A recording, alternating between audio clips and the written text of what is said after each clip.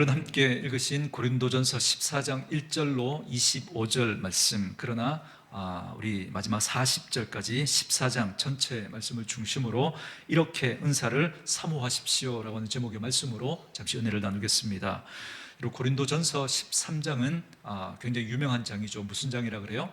사랑장으로 그렇게 알려져 있죠. 근데 고린도전서 이 13장을 중심으로 12장과 14장에 어떤 내용이 기록되어져 있냐면 은사와 관련된 이야기가 기록되어져 있습니다. 그래서 12장에서는 은사의 종류에 대해서 쭉 소개를 해주고 난 다음에 그 은사의 가장 큰 원리가 무엇인지를 설명해 줍니다. 그런데 그런 은사를 자칫 잘못 사용하면 공동체에 큰 분란을 가져올 수도 있습니다. 왜냐하면 은사를 가지고 서로 누가 큰지, 누가 더 좋은 은사인지 비교하고 경쟁하게 되면 하나님께서 원래 주셨던 의도와는 다르게 오히려 그것 때문에 공동체가 더 혼란스러워질 수 있기 때문에 그렇습니다. 그래서 그런 염려 때문에 13장에서는 가장 좋은 길, 그리고 더욱 큰 은사를 사모하라고 말씀하면서 사랑에 대해서 이야기해 줍니다. 그리고 14장에서는 이제 그 은사에 대한 좀 더 구체적인 이야기를 해주고 있는 말씀인데요. 그래서 14장을 잘 읽어보시면 우리들이 은사에 대해서 어떤 태도를 가져야 할 것인지, 그리고 은사의 바른 사용법에 대해서, 그리고 교회 공동체가 그 은사를 통해서 풍성함을 누리기 위해서 중요하게 여겨야 되는 기준이 무엇인지를 말씀해 주는 내용이 14장에 들어있습니다. 그래서 오늘 제가 은사와 관련해서 14장 전체 말씀을 중심으로 세 가지 정도 정돈해서 여러분들에게 말씀을 좀 전해드리려고 합니다. 여러분, 예전에 우리 한국교회의 7, 80년대에 여러분 은사에 대한 논란이 굉장히 이슈가 된 적이 있습니다. 그 중에 제일 많이 이슈가 되었던 게 방언입니다. 그래서 어떤 교단에서는 방언을 못하면 구원을 받지 못한 거다, 그렇게까지 이야기하다가 나중에 사과를 하고 그런 적도 있는데요. 그리고 또 어떤 기도원에서 목사님은 방언은 개만 못 받고 누구나 다 받을 수 있는 거다, 그렇게까지 이야기를 한 적이 있을 만큼 방언의 은사가 참 많이 일어나기도 했고 또 굉장히 많은 분들이 사모하기도 했습니다. 그러다 보니까 저희가 공부할 때 신학교에서 그런 논쟁들이 많이 있었습니다. 은사가 과연 지금도 존재하는가?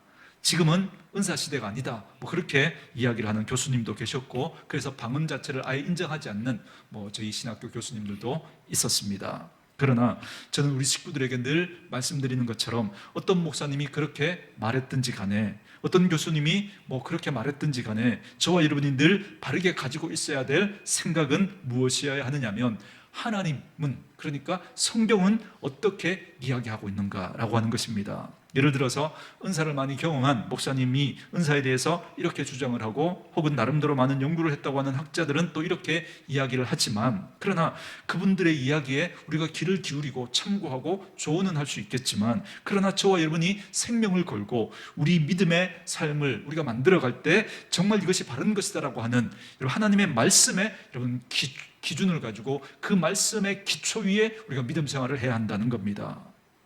그 외에 다른 것은 참고하고 조언은 할 수 있겠지만, 그러나 절대로 사람의 말이 여러분 그게 기준이 될 수는 없거든요. 그래서 성경이 뭐라고 말씀하시는지를 저희가 착하고 좋은 마음으로 읽어가야 합니다. 그래서 내가 아무리 내게 익숙하고 내가 아무리 좋아하는 것이지만, 그러나 성경이 거기에 대해서 다른 이야기를 말씀하신다면 여러분 우리가 그걸 그대로 받아들여야 합니다. 내가 그걸 좋아한다고 해서, 이게 내게 익숙하다고 해서 성경이 분명 거기에 대해서 다른 이야기를 하고 있는데도 그 하나님의 말씀을 자꾸 이렇게 바꾸려고 하는 거예요. 그걸 자꾸 이렇게 바꾸어가지고 내 생각과 자꾸 맞추려고 하는 그런 시도들이 얼마나 많이 있는지 모릅니다. 여러분, 내 뜻에 맞게 성경을 바꾸려고 하는 게 아니라 성경의 뜻에 맞게 누구를 바꿔야 돼요? 나를 바꿔가야 하는 거죠. 그래야 여러분 우리의 믿음의 삶에 변화가 일어날 수 있습니다. 여러분, 어떤 짧은 글을 제가 읽어보니까 믿음과 미신의 차이를 이렇게 설명하더라고요. 미신은 어떤 종류의 미신이든지 간에 자기는 절대 안 변한다는 거예요. 자기는 도리어 자기를 위해서 그 신을 조종한다는 거죠. 다른 말로 하면 자기를 위해서 그 신을 바꾸려고 한다는 겁니다. 예를 들어 내게 문제가 생겼어요. 그래서 그 문제를 해결해 달라고 어떻게 하는 거예요? 신에게 온갖 정성을 다 드립니다. 근데 사실은 이게 뭐냐면 신을 조종하는 거죠. 그 신을 감동시켜서 내게 있는 이 문제 해결해 달라는 거죠. 그 신을 조종해서 내가 갖고 싶은 게 있는데 이런 거 얻어내려고 하는 거죠. 그런데 절대 자기는 안 변하는 거예요. 자기는. 그래서 절대 자기 인격은 그 신 때문에 변하지 않습니다. 여러분, 미신을 믿는 사람이 그가 섬기는 신 때문에 막 인격적으로 막 감동을 받고 뭐 그래서 자기를 바꾸고 그런 거 보셨습니까? 없어요. 그러나 믿음은 뭐냐면, 믿음은 하나님을 변화시키는 게 아니라 그 하나님 때문에 내가 다른 사람으로 변해가는 것, 하나님이 원하시는 사람으로 변해가는 것, 이게 믿음이라는 겁니다. 그래서 저와 여러분이 믿음 생활을 하면서 설교를 듣건 말씀을 읽든 여러분 뭘 하든지 간에 정말 중요한 건 뭐냐면, 내가 이런 걸 했기 때문에 하나님 앞에서 뭔가를 얻어내려고 그렇게 하는 것이 아니라, 여러분 정말 그 행위를 내가 왜 하는가, 여러분 그걸 여러분 늘 점검하셔야 됩니다. 여러분 겉은 여러분 우리가 얼마든지 꾸밀 수 있거든요. 그러나 하나님은 여러분 우리의 겉을 보시고 속으시는 분이 아니십니다. 하나님은 우리의 중심을 보시는 분이시거든요. 그래서 여러분, 내가 그 행위를 하는 여러분 우리의 속사람을 우리가 바꾸어 가잖아요. 그럼 여러분 우리의 겉사람, 드러나는 행동은 저절로 바뀝니다. 저절로.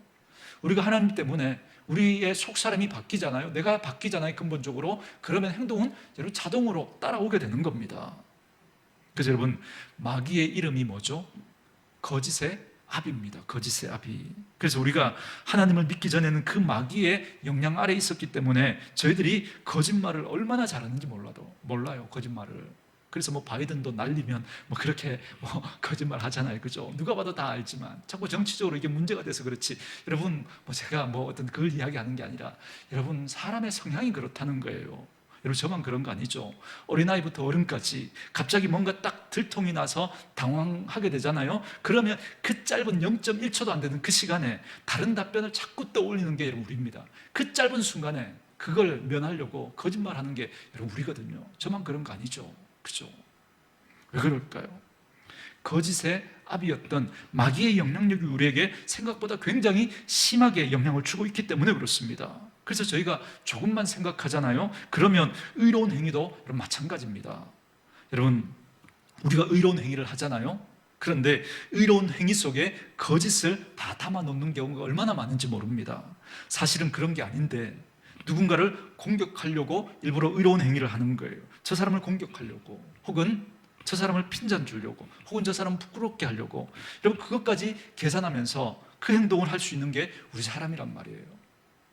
그래서 믿음 생활이라는 게 뭐냐면, 저와 여러분이 늘 정직히 하나님 앞에서 우리의 속사람을 드러내고 하나님께서 나를 바꾸어 가실 수 있도록 나를 내어드리는 것, 이게 여러분 믿음입니다. 여러분 성경을 읽으시든 설교를 듣든 간에 정직하게 그 말씀 앞에 지금까지 내가 어떤 생각을 하고 살아왔든지 말씀 때문에 나를 바꿔가야 되겠다라고 하는 그 결단과 각오로 하나님의 말씀을 듣잖아요. 여러분 그러면 우리들의 믿음의 새로운 여러분 지평이 열려지게 될 겁니다. 나를 자꾸 안 바꾸려고 하고 내가 가지고 있는 생각, 신념, 그걸 뭐 어떻게든 뭐 이렇게 유지하고 더 공고히 하고, 그죠? 그걸로 내가 원하는 걸 얻어내려고 자꾸 하나님마저도 자꾸 조종하고 이용하려고 하는 이런 그런 모습들이 여러분 오늘날 정말 너무 안 좋은 모습으로 자꾸 우리 기독교인들이 드러나게 되는 겁니다. 여러분 은사도 우리가 그렇게 생각하자는 겁니다. 여러분 제 질문에 여러분 소리 내지 마시고 여러분 속으로 한번 대답해 주십시오. 여러분 오늘날에도 방언이 있을까요? 아니면 오늘날에는 방언이 끝났을까요? 소리 내지 마시고. 다른 생각에 가지고 계신 분들이 있을 수 있으니까, 그죠? 어떤 교회들은 뭐 대부분 장로 교회들이 많이 그러죠. 교회에서 방언을 못하게 합니다. 방언을 인정하지 않는 그런 목사님도 상당히 많이 있습니다. 반면에 오순절 계통의, 그러니까 순복음 교회들은 도리어 방언을 권장하고 또 그렇게 강조합니다. 그럼 도대체 우리는 방언이나 은사에 대해서 어떤 태도를 가져야 될까요? 이때 우리가 붙들어야 될 기준이 뭐라고요? 어떤 교회가 그렇게 하는가? 어떤 목사님이 그렇게 하는가? 그게 아니라 우리가 붙들어야 되는 건 뭐라고요? 우리의 기준이 되는 성경은 거기에 대해서 뭐라고 말씀하시는가? 그걸 우리가 기준으로 삼자고요. 그래서 성경 말씀이 그리 말씀하시면 내가 다른 생각을 가지고 있더라도 한번 그 말씀을 내 삶에 그대로 가져오는 거예요. 그래야만 하나님이 원하시는 그런 믿음의 변화가 우리 가운데 일어날 수 있기 때문에 그렇습니다. 자, 그럼 한번 볼까요? 14장 1절 우리 같이 한번 읽겠습니다. 1절 읽습니다. 시작. 사랑을 추구하며 신령한 것들을 사모하되 특별히 예언을 하려고 하라. 아멘. 이건 하나님께서 바울을 통해서 주신 하나님의 말씀입니다. 자, 처음 시작이 뭐로 시작이 되죠? 뭘 추구하며? 사랑을 추구하며, 이렇게 말했죠. 사랑을 추구하라는 게 여러분 뭘 말하는 걸까요? 은사를 사모하고 은사를 사용하기 전에 우리가 13장에서 하나님이 말씀하셨던 사랑의 방법을 따라서 해야 된다는 거예요. 그러니까 은사보다 사랑이 먼저라는 거죠. 사랑이, 내가 하나님을 사랑하고 하나님이 나를 사랑하는 그 사람으로서, 나는 하나님의 사랑을 받는 사람으로서 그 사랑의 태도를 가지고 교회를 사랑하고 다른 성도를 사랑하는 그 마음으로 은사를 사용하고 은사를 사모해야 된다는 겁니다. 이게 먼저 밑바탕에 깔려져 있어야 된다는 거죠. 그러면서 뭘 사모하라 그래요? 그리고 나서 은사를 사모하래요. 혹시 우리 식구들 가운데 영적인 은사에 대해서 무관심했던 분이 계신가요? 성경 읽고 그냥 기도하면 되지 무슨 은사가 중요하냐고, 무슨 은사가 필요하냐고 그렇게 생각했던 분들은 여러분 그 생각 바꾸십시오. 오늘 말씀 뭐라 그렇습니까? 은사를 뭐 하라고요? 사모하라고요. 은사는 사모해야 된다, 분명히 말씀해 주고 있습니다. 왜냐하면 은사는 성령님께로부터 오는 것이기 때문에 그건 너무나 귀하고 아름다운 거거든요. 그래서 은사는 사모하라는 겁니다. 이걸 영어식 표현으로 보면 은사를 열렬하게 간절히 사모해야 된다, 갈망해야 된다, 그렇게 표현하고 있습니다. 나도 은사는 한번 받아볼까? 한두 번 기도했는데 에이 나는 안 주는가 보네, 그러고 그냥 접어버리지 말라는 거예요. 은사는 사모해야 된다는 거예요. 그게 은사에 대한 바른 태도라고 말씀해 주고 있습니다. 아무리 시간이 지났어도 오늘날에도 은사는 분명히 있습니다. 오늘 시대가 바뀌었기 때문에 오늘날에는 은사가 없어, 여러분 그렇게 말하면 안 되는 거죠. 오늘날에도 여러분 은사는 분명히 있고 오늘날에도 은사는 우리가 사모하고 받아야 하는 줄 믿습니다. 그런데 사랑의 태도를 가지고 그 사랑의 마음으로 그 은사를 사모해야 한다는 겁니다. 자, 관련된 구절 하나 더 볼게요. 여러분 12절 말씀 볼까요? 12절 같이 읽습니다. 시작. 그러므로 너희도 영적인 것을 사모하는 자, 즉 교회의 덕을 세우기 위하여 그것이 풍성하기를 구하라. 아멘. 뭐라 말씀하시죠? 너희는 뭘 사모하는 자라고요? 영적인 걸 사모하는 자라고 말씀하시죠. 여러분 영적인 건 하나님적인 것이다, 제가 그렇게 설명해 드리죠. 여러분 영적이다라고 하는 이 단어가 나오면 우리 식구들은 항상 하나님이 생각나셔야 됩니다. 막 이상하고 초자연적인 이상한 행동하는 걸 영적으로, 여러분 그렇게 생각하시면 안 됩니다. 영적인 건 하나님의 마음하고 딱 들어맞는 거예요. 그래서 우리는 영적인 것을 추구해야 됩니다. 왜요? 우리는 하나님적인 것을 추구하는 사람들이기 때문에 그렇습니다. 그래서 하나님의 교회 안에 은사가 풍성해지기 위해서 꼭 기도해야 된다는 겁니다. 그래서 우리들 중에 은사가 무엇인지 잘 모르시거나 관심이 없으셨던 분들은 오늘 이 말씀을 들었으니까 우리는 말씀대로 살기로 우린 작정한 사람들이니까 이제 어떻게 해야 돼요? 이제부터 기도하실 때 은사에 대해서 사모하면서 기도하셔야 됩니다. 하나님, 나에게도 은사를 달라고. 여러분 하나님께서 사랑을 추구하며 신령한 것들을 사모하라고 하셨잖아요. 그죠? 여러분 여기 신령한 것, 여기에다가 밑줄을 쳐놓으시고 여러분 은사라고 여러분 그렇게 여러분 써놓아도 여러분 똑같은 단어입니다. 그러니까 신령한 것을 사모하라, 이 말은 은사를 사모하라 이 말이거든요. 그런데 특별히 뭐 하기를 사모하래요? 예언하기를. 여러분 우리말 성경에서 저희가 제일 오해하기 쉬운 단어가 바로 이 예언이라고 하는 이 단어입니다. 여러분 예언이 뭐죠? 제가 여러분들에게 가르쳐 드렸던 거 생각하지 마시고 여러분들이 예언 딱 그랬을 때 우리가 일반적으로 알고 있는 그 예언의 뜻이 뭐죠? 예언은 앞일을 말하는 거, 그죠? 미리 일어날, 그죠? 앞일을 말하는 거, 그게 예언이라고 우리는 그렇게 생각을 하죠. 그러나 성경에서 예언은 뭐냐면 그 예자가 무슨 예자라고요? 맡길 예자라고요. 예금, 은행에 돈을 맡길 때 그 예자를 씁니다. 그러니까 하나님이 맡겨주신 말씀, 그게 예언입니다. 그럼 예언하는 건 뭐예요? 예언하는 건 하나님이 맡겨주신 말씀을 전하는 것, 그게 여러분 예언입니다. 여러분 그 하나님이 맡겨주신 말씀에 앞으로 되어질 일 있을까요? 있죠. 그러나 성경에 여러분 예언서도 보십시오. 앞으로 되어질 일보다 훨씬 더 많은 말씀이 여러분 과거에 그들의 죄에 대한 이야기, 그리고 현재 그들의 모습에 대해서 하는 이야기들이 훨씬 더 많아요. 훨씬 더. 여러분 그러니까 예언을 하라는 건 하나님이 전하라고 맡겨주신 그 말씀을 잘 알려주는 거예요. 그게 예언입니다. 그러니까 내게 필요한 말씀이 전해지는 것, 이게 예언인 거예요. 그러니 여러분 제가 지금 뭘 하고 있는 거예요? 제가 지금 뭘 하고 있는 거예요? 예언을 하고 있는 거죠. 하나님이 맡겨주신 이 말씀을 여러분들이 잘 알아들을 수 있도록 여러분들에게 전해드리고 있잖아요. 그래서 지금 제가 예언을 하고 있는 거예요. 그래서 여러분, 예언이라는 이 단어는 대언이라고 여러분 그렇게 이해하시는 게 더 성경적입니다. 그러니까 예언은 앞일만 이야기하는 게 아니죠. 물론 하나님의 말씀에 앞일도 있을 수 있을까요? 있을 수 있겠죠. 그러나 지나간 나의 죄를 깨닫게 하는 말씀도 예언이고요, 하나님의 마음과 하나님의 그 뜻을 말씀을 통해서 전해주는 것, 이게 다 예언이거든요. 그렇기 때문에 더욱 예언하기를 구하라, 이 말은 하나님의 말씀을 잘 전할 수 있는 그 은사를 구하라는 겁니다. 그러려면 우리가 하나님의 말씀을 알아야죠. 하나님의 말씀을 알아야 누가 하나님이 내게 이런 말씀을 주셨어, 그럴 때 그 말씀이 정말 하나님의 말씀이 아닌지 우리가 구별해낼 수 있잖아요. 그죠? 그러니까 우리가 신령한 은사도 사모해야 하지만 더욱 간절히 기도해야 될 게 뭐냐면, 특별히 그 은사 중에 하나님의 뜻이 무엇인지를 잘 분별하는 그 은사를 구해야 된다는 거예요. 여러분, 제가 늘 믿음의 하수, 중수, 고수에 대해서 여러분들에게 알려드리잖아요. 그죠? 믿음의 하수는 어떤 사람이라 그랬죠? 죄를 지을 때 그 죄 짓는 걸 알아요? 몰라요? 몰라요. 믿음의 하수는 잘 몰라요. 막 흥분해가지고 막 죄를 다 짓습니다. 짓고 난 다음에 그것도 나중에 가서 그게 죄였네, 그때 그러지 말걸, 뭐 이렇게 되는 거죠. 여러분, 하나님의 뜻을 잘 분별하지 못하기 때문에 그런 거예요. 그래서 나중에 안 하는 거죠. 중수는요, 죄를 지으면서 알아요. 죄를 지으면서 이게 죄인 줄 압니다. 이거 죄인데, 이러면 안 되는데, 그러면서 김집사 입하고 하고, 이러면 안 되는데, 그러면서 뭐 이집사 입하고 하고, 여러분 그러잖아요. 그죠? 여러분, 이게 믿음의 중수입니다. 여러분, 고수는요, 하기 전부터 알아요. 하기 전부터. 하면 안 된다는 걸 하기 전부터 아는 거죠. 그런데도 하는 거죠. 그러니까 누구 마음이 제일 아플까요? 그 자기 마음이, 그 죄를 알면서도, 그죠? 하기 전부터 이거 죄라는 거 알면서도, 그런데 그 죄라는 걸 뻔히 알면서 자기 자아를 누르지 못해서 그걸 하는 거니까 누가 제일 아프고 괴로워요? 자기가 제일 아프고 괴로운 거죠.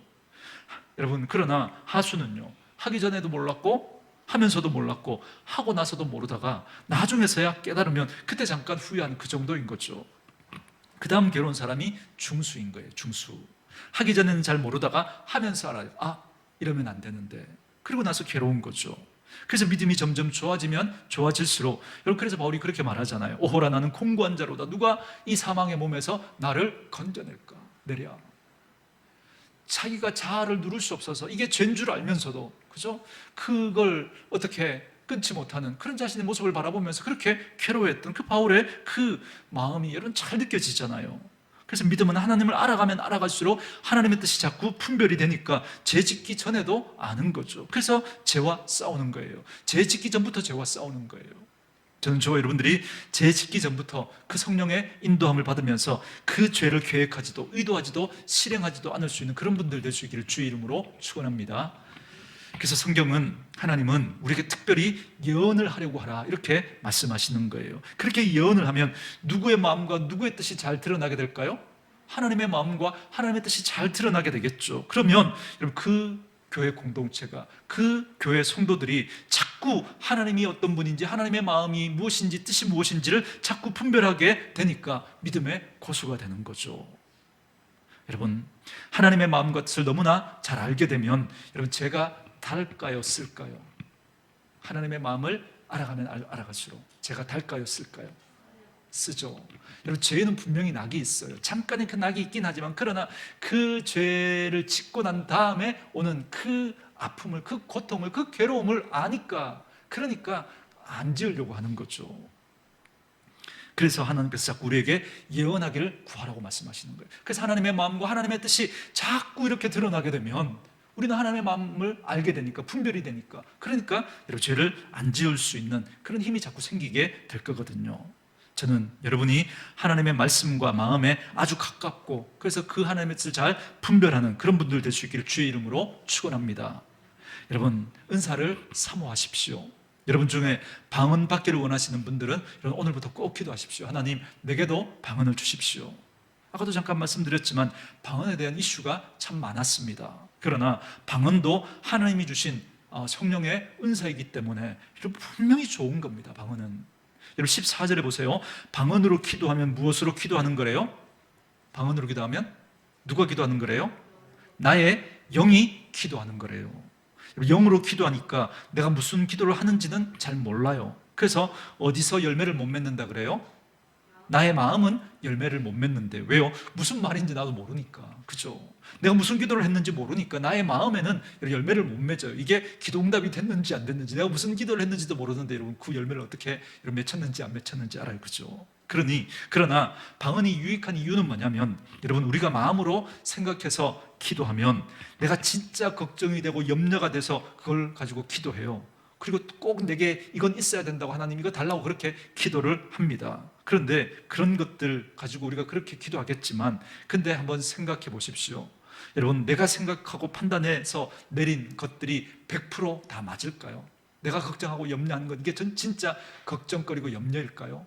내가 정말 이건 꼭 필요하다고 생각했던 게 진짜 내게 꼭 필요한 걸까요? 여러분, 100% 그렇다고 자신할 수 있을까요? 그렇지 않겠죠. 그죠? 그러나 내가 미처 깨닫지 못했던 것, 내가 미처 알지 못했던 것, 내가 미처 생각지도 못했던 것들을 나의 영이 하나님께 기도해 준다면 어떨까요? 그죠? 내가 미처 깨닫지도 생각지도 알지도 못했던 그걸 나의 영이 하나님께 기도해 준다면요, 여러분, 그걸 가지고 기도하니까 방언이 유익할까요? 안 유익할까요? 유익하죠. 여러분, 얼마나 유익하겠어요. 그죠? 그냥 기도하면 내가 생각하는 그 수준에서밖에 우리는 기도할 수 없는 거죠. 하나님, 우리 아이 이렇게 꼭 되게 해주십시오. 하나님, 이번에 꼭 승진하게 해주십시오. 막 이렇게만 기도하잖아요. 그런데 만약에 내 영이 기도하면, 내 영이 정말 그렇게 하나님 앞에 기도하면 다른 기도 여러분 하게 될 거예요. 내가 미처 생각지도, 내가 미처 하나님 앞에 정말 구하지도 않았던 그걸 하나님이 그저 내 영으로, 방언으로 기도하면 막 기도하게 될 거예요. 여러분, 이게 얼마나 귀한 일입니까? 비록 내 마음에 열매는 맺히지 않을지 몰라도 우리에게 큰 유익이 될 겁니다. 그러니 방언의 은사를 절대로 가볍게 여겨서는 안 되는 겁니다. 여러분, 할 수만 있다면 방언의 은사를 받으시기 바랍니다. 근데 문제는 뭐냐면, 그러다 보니까 방언은 내게 열매를 맺는지, 내 마음에 내 마음에 그렇게 열매를 맺지는 못한다는 거예요. 그러니까 뭐 하라 그래요? 통역하기를 구하라, 그렇게 말하잖아요. 통역은 뭐예요? 방언으로 한 그 기도가 무슨 기도인지를 깨닫게 되는 거죠. 그래서 은사는 지금 아무리 시대가 흐르고 변했어도 하나님께서 은사에 대해서 이렇게 분명히 말씀해 주셨다면, 우리 오늘의 교회 식구들은 그 은사가 분명히 있다는 걸 인정하시고 그 은사를 사모하시는 분들 될 수 있기를 주의 이름으로 축원합니다. 그리고 그 은사를 사모하고 은사를 구할 때 여러분, 우리가 가지고 있어야 될 태도는 뭐라고요? 사랑으로, 사랑의 태도를 가지고 그 은사를 구하고 그 은사를 사용해야 된다는 겁니다.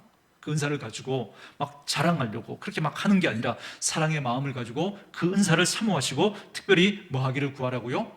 예언하기를 구하라. 예언한다는 게 뭐라 그랬죠? 하나님의 말씀을 잘 전해서 하나님의 마음과 하나님의 뜻을 깨닫도록 하는 거예요. 그걸 더 구해야 한다, 그렇게 말씀하셨습니다. 저는 이것이 저와 여러분들의 태도가 되어줄 수 있기를 주의 이름으로 축원합니다.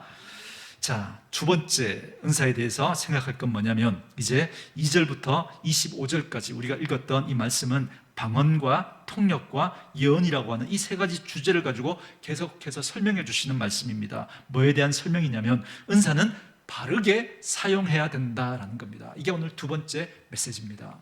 은사를 우리가 사모해야 됩니다. 그래서 은사를 받는 게 좋습니다. 그런데 두 번째 뭐라고요?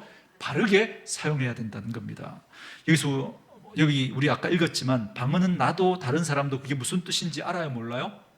모르니까 공예배 시간에 함부로 하지 말라, 지금 이 이야기를 하고 있는 겁니다. 만약에 여러분이 막 은사를 받아서 필 받았다고 대표 기도 시간에도 막 방언으로 기도한다면, 그러면 마치 뭐와 똑같으냐면, 그죠? 그건 피리 소리나 검은고 소리나 똑같다는 거예요. 뭐가 다르냐는 거예요. 그건 의미 없이 전달되는 소리니까 뭐 그 소리를 통해서 느낌은 전해질 수 있겠지만, 그죠? 의미는 전하지를 못하잖아요. 무슨 얘기인지 본인도 모르고 남도 모른다는 거예요. 그러니까 공적인 예배 시간에는 하라는 거예요, 말라는 거예요? 하지 말라는 거죠. 그러니까 구역 예배 시간에 대표 기도하면서 뭐 갑자기 막 방언으로 기도했다가 뭐 우리말로 기도했다가 뭐 이러는 분들이 간혹 있을 수 있습니다. 그렇게 하면 된다는 거예요, 안 된다는 거예요? 안 된다는 거죠. 이게 하나님의 규칙입니다. 그래서 받는 것도 중요하지만 받은 후가 더 중요하다는 거예요. 바르게 사용하지 못하면 여러분, 오히려 그 받은 것 때문에 오히려 자기에게, 개인에게도 공동체에게도 더 안 좋은 일이 일어날 수 있다는 겁니다. 여러분, 은사를 여러분 받는 것 중요하죠. 은사를 사모해서 방언을 받고 통역을 하게 되고 병고침의 은사를 받았다고 쳐요. 그러나 더 중요한 건 뭐냐면 그 은사를 받은 다음에 여러분 바르게 사용하지 못하면 받기 전보다 더 나빠질 수 있습니다. 예를 들어 방언을 받았어요.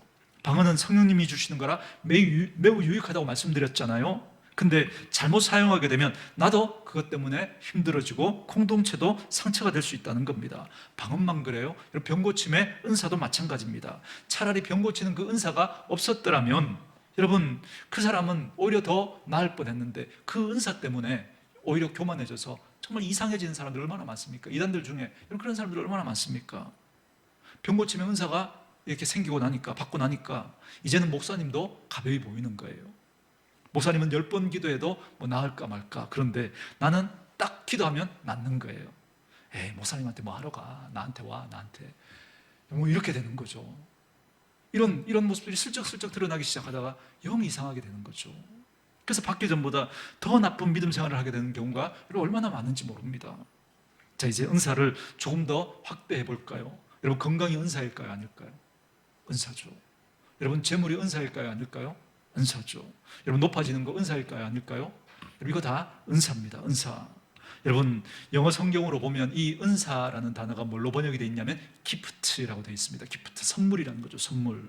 그래서 영적 은사, 여기는 spiritual gift라고 되어 있습니다. 그러니까 여러분, 영적인 건 제가 무슨 단어가 떠올라야 된다 그랬죠?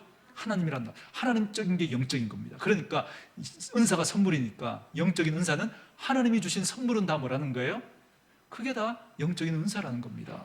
그러니 건강도 하나님이 주신 거잖아요. 그럼 그게 영적인 은사인 거예요. 재물도 또 우리가 높아진 그 자리도 하나님이 주신 거라면 그게 다 영적인 은사인 거죠.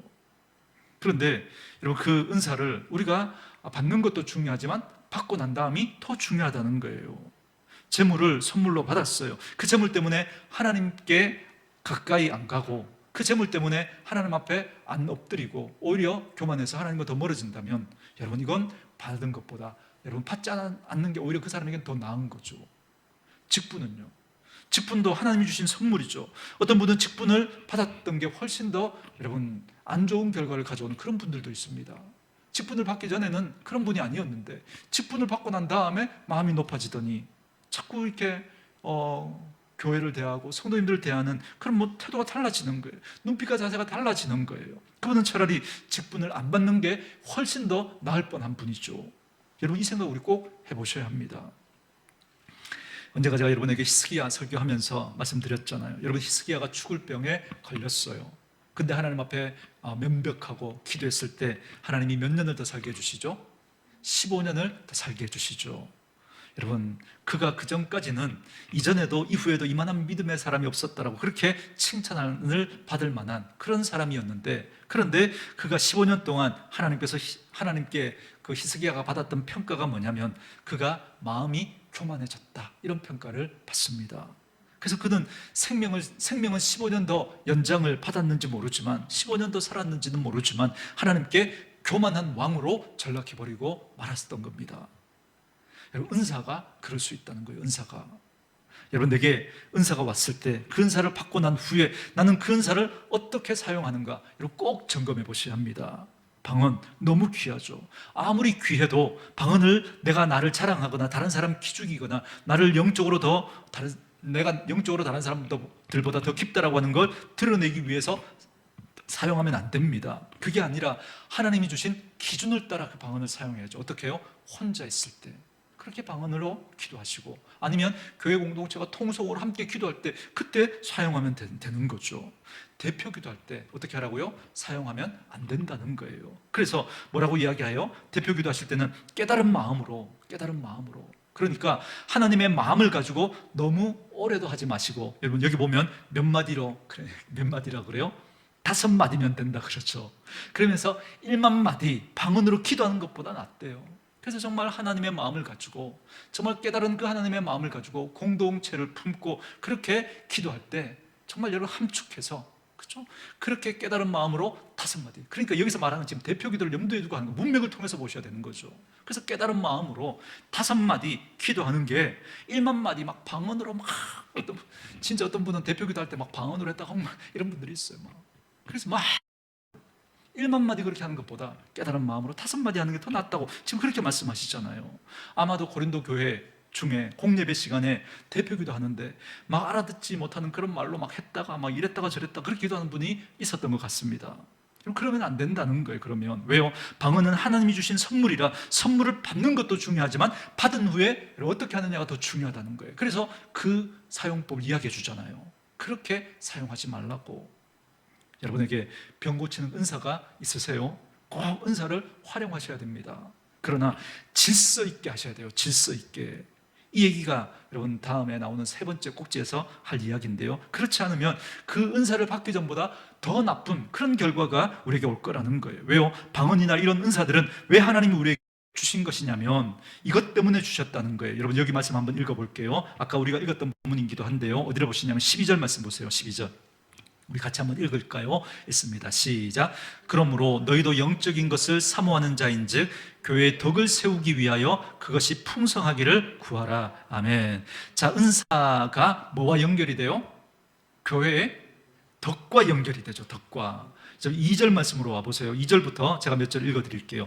방언을 말하는 자는 사람에게 하지 아니하고 방언은 사람에게 하는 게 아니라 누구에게 한다고요? 하나님께 하나니 이는 알아듣는 자가 없고 영으로 비밀을 말하는 거다 이렇게 말하죠. 그러나 예언하는 자는 사람에게 말하여 뭐를 세우는 거라고요? 덕을 세우며. 예언하는 건 아까 뭐라 그랬어요? 하나님의 말씀을 전해서 하나님의 마음과 뜻을 알려주는 거라 그랬죠. 그래서 하나님의 말씀을 잘 전해주면 교회에 덕을 세울 수 있게 될 거라는 거예요. 그래서 여러분 교회에서 하나님의 말씀을 잘 알려주는 것, 이게 여러분 얼마나 중요한 일인지 모릅니다. 그게 예언이라는 겁니다. 앞니를 맞추는 그것만 예언이 아니고. 자, 4절 보세요. 방언을 말하는 자는 누구에게 무엇을 세워요? 자기의 덕을 세우고 예언을 하는 자는 교회의 덕을 세우나니 나는 너희가 다 방언 말하기를 원하나 특별히 예언하기를 원하노라. 만일 방언을 말하는 자가 통역하여 뭘 세우지 아니하면 교회의 덕을 세우지 아니하면 예언하는 자만 못하다 이렇게 말하면서 은사와 관련해서 계속 등장하는 단어가 뭐예요? 덕이라는 단어예요. 어디에 그 덕을 세워야 된다고요? 교회 공동체. 그 덕을 세워야 된다는 거예요. 여러분 교회의 덕을 세운다는 게 뭘까요? 여러분 어렵게 생각하지 마십시오. 쉽게 생각하면 교회 공동체를 어떻게 하는 걸까요? 행복하게. 그죠? 우리 집사님 이야기 하나 되게 하는 거. 여러분 포함해서 여러분 싸우는 교회가 행복할까요? 그죠? 그러니까 여러분 하나 되는 거. 또 확대하면 행복해지는 교회를 행복하게 하는 거.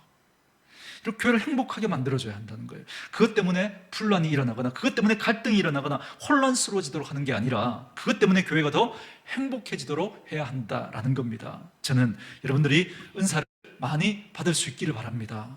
그러나 그 은사 때문에 교회 공동체 간에 성도들 간에 여러분 행복이 깨지는 게 아니라 오히려 그것 때문에 덕을 세움으로 우리 공동체가 더 행복해지는 그런 은혜가 있기를 주의 이름으로 축원합니다. 한 가지만 더 말씀 짧게 전하고 말씀 마무리하도록 하겠습니다. 39절, 40절 여러분 보도록 하겠습니다. 같이 한번 읽을까요? 읽습니다. 시작.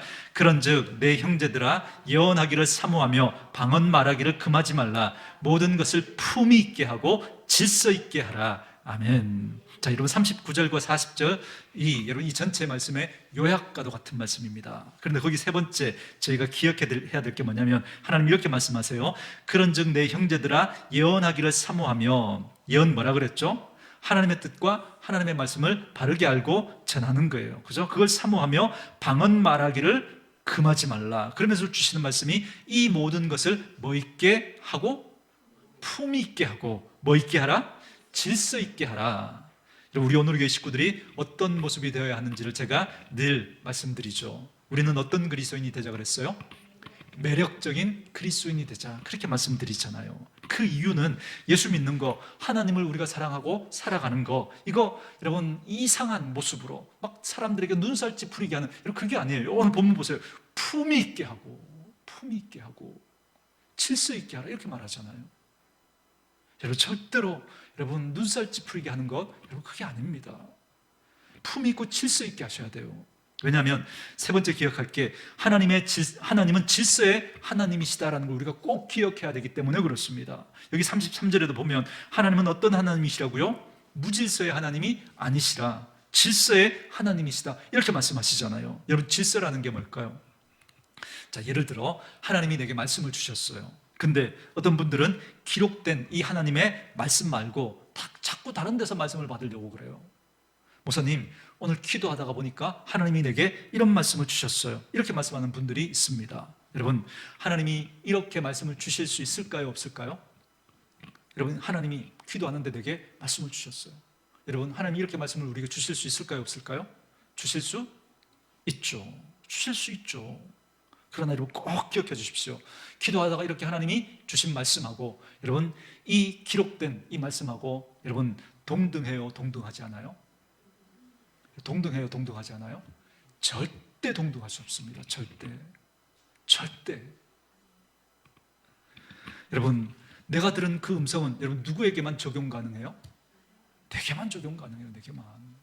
이 하나님의 말씀은요, 보편타당한 이 하나님의 말씀은요, 누구에게나 어찌 그 말씀이 내가 기도하다가 들은 그 말씀하고 여러분 똑같을 수 있습니까? 절대 그럴 수 없는 거죠. 기도하다고 말씀 들었다고 하면서 여러분 그러면서 막 그 말씀이 다인 거예요. 그 말씀이 아니요.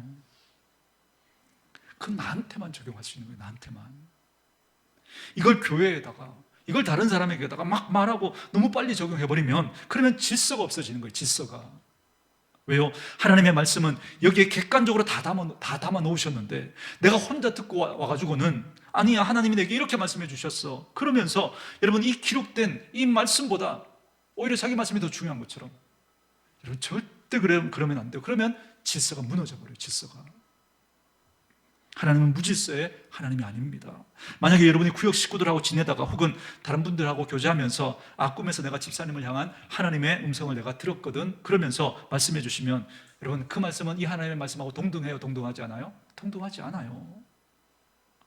좋은 말이면 하나님이 나를 한번 격려해 주시려고 그 말씀 하시는구나 그 정도로 그냥 참고하고 듣고 끝나버리면 돼요. 막 그 말씀을 가지고 막 사람들을 막 겁박하고 어뷰즈하고 막 여러분 하나님의 말씀을 어떻게 그렇게 사용해요? 하나님이 자기가 하나님의 말씀을 들었다고 그러면서 막 겁박을 하는 거예요. 어떻게 그럴 수 있어요? 어떻게?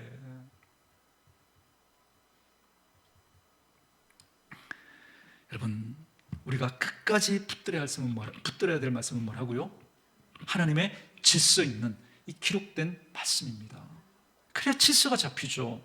만약에 여기저기서 이분저분들이 뭐 하나님의 음성 들었다 그러고 그 말씀이 마치 하나님의 이 기록된 말씀과 동등한 것처럼 여러분 그렇게 해버리면 여러분 성경은 자꾸 만들어져야 되잖아요. 성경 69권, 70권, 100권 자꾸 만들어져야 되잖아요. 자꾸. 그럴 수 없는 거죠. 몇 월 며칠 예수님이 오신데 여기 성경에는 어떻게 기록되어 있어요? 그 시는 그때는 누구도 예수님도 모른다고 그렇게 말씀하시잖아요. 근데 몇 월 며칠 예수님 오신다고 여러분 자기가 기도할 때 받았대요. 여러분 여기 이 성경하고 틀린 얘기는 다 멍멍이 소리로 들으면 됩니다. 그런 거 들으시면 안 돼요. 여러분 제가 무슨 말 하는지 이해되시죠? 그렇죠? 하나님은 무질서의 하나님이 아니세요. 그러면 목사님 가장 깨끗하고 가장 선명한 하나님의 말씀을 듣는 가장 좋은 방법은 뭘까요? 제가 늘 말씀드리죠. 하나님의 말씀을 찬찬히 꼼꼼히 여러분 읽어가시면 됩니다.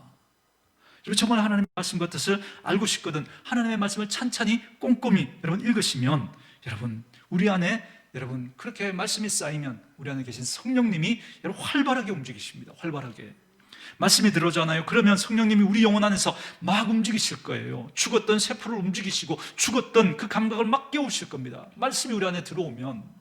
그러나 말씀이 들어오지 않잖아요. 그러면 자꾸 여러분 우리 안에 있는 이 영적인 감각들이 자꾸 죽어요.